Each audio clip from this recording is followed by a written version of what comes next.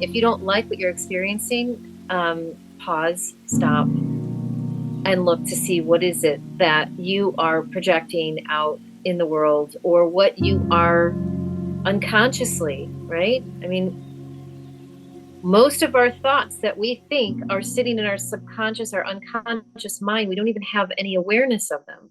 And that's why the work that we're doing is so important. And the work that you're doing, listener, is so important, because if you're still on, you're doing the work. And when we get to become aware of those whispers, and sometimes those are hammers as well, right? It could be an argument that you have with your spouse or with your child, and that's the same argument that you have on a regular basis. There's something that needs to shift. So this is a very empowering exercise to look at when there's something going on in your life that you don't quite like, or is not going the way you want, or is actually not feeling good at all. Take a pause and look to see, where are you? Where is your mind projecting? Where is your heart? Where are your feelings? And see if it's possible for you to just take that moment, take some deep breaths, and slowly just shift it a little bit. Know that you are not your thoughts. You are not your feelings. You are an infinite soul that is eternal.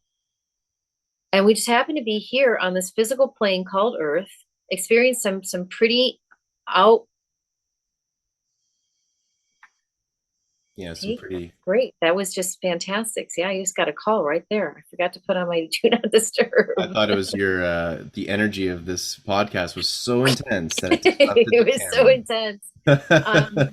But I mean, this is an accountability exercise.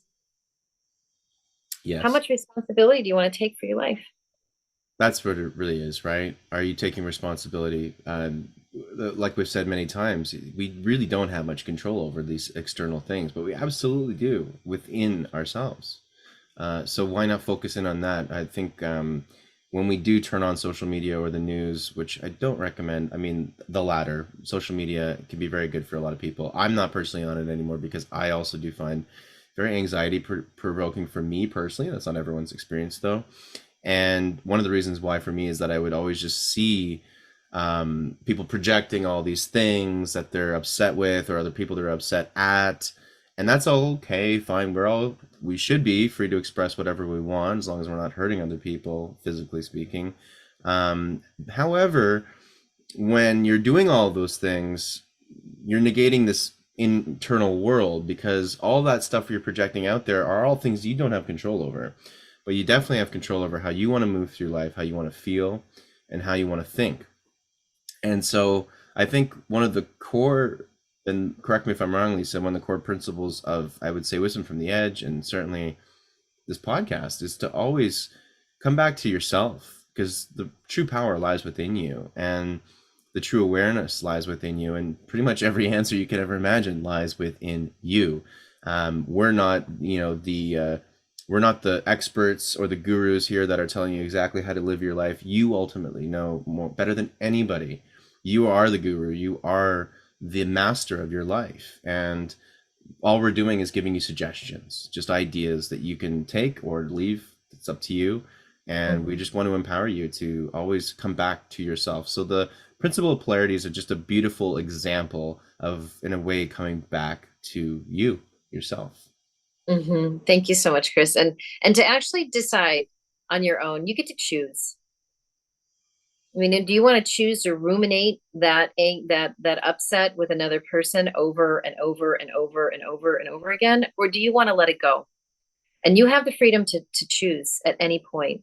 And the principle of polarity is only actually um, almost exposing on one hand what the extremes are, and how we can figure out how to come back to a place of neutrality, into the neutral zone, right? Because even being, always happy or always on, that's also something that um I don't know if it's, if to be at peace is a whole different, right? To be peaceful, that could be your constant. And so for me, I love to just be like this. I'm not a big fan. of the highs and lows.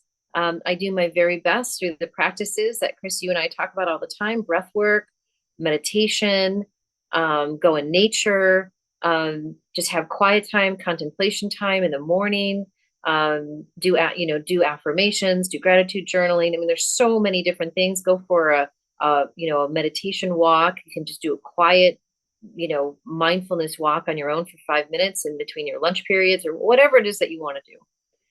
But the key is to come back to self. And when you are happy and grateful for yourself, everything opens up. And you don't live in a world that's polarity driven.